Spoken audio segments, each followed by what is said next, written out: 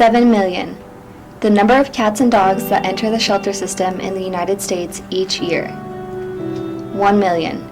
The number of animals that are put to death due to illness or viciousness. 4 million. The number of animals that are put to death simply because no one wants them, not enough room, and because not enough humane societies are willing to use rescue groups to save them. But there's an organization working to make a difference. Rocky Mountain Puppy Rescue.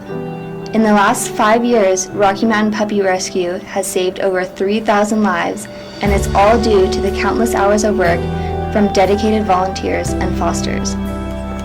The mission of Rocky Mountain Puppy Rescue is to save unwanted shelter animals from kill lists and to spread the knowledge that adoption and spaying and neutering your animals at a young age saves lives. We are now going to introduce to you a few of these amazing people and give you an inside look at the process of saving lives, one puppy at a time. But first, let's take a look at how it all began. I was working in the lift truck industry. I worked in material handling for a number of years. I traveled a lot. I love dogs, and I had an opportunity. I walked into a Petco in Broomfield, Colorado, and there was a group in there. And I saw the dogs that they had, and I saw what they were doing, and I thought, well, the weeks that I wasn't traveling, I would volunteer. And so I did. I started volunteering at their events on Saturdays, and then I started fostering. After about 6 months, I saw some things that I didn't like too much, and I made some friends with the other people there, and we started talking about it. And almost a year later, we decided to form a group.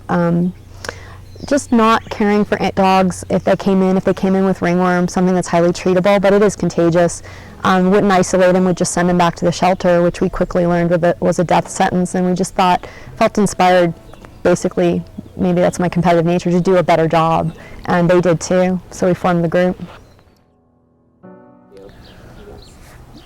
We did one transfer for another group, and we were actually going on vacation and stopped to pick up Sky. Come here.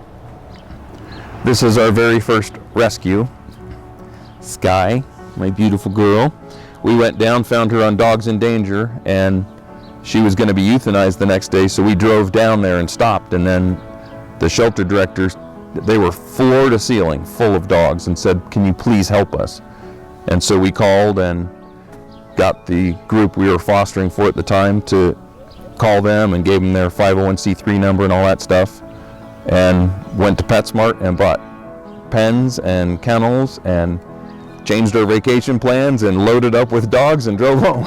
So that was our first rescue, and then it's just gone ever since then. We've been doing it, week after week after week. Now we're 5 years in.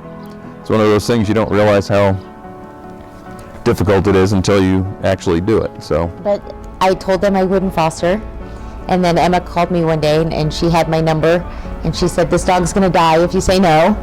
And so I was like, okay. And she shows up at my house with 2 puppies to foster. Actually, I think they were a little older, and that's it. I was hooked from that moment on. It's all Emma's fault.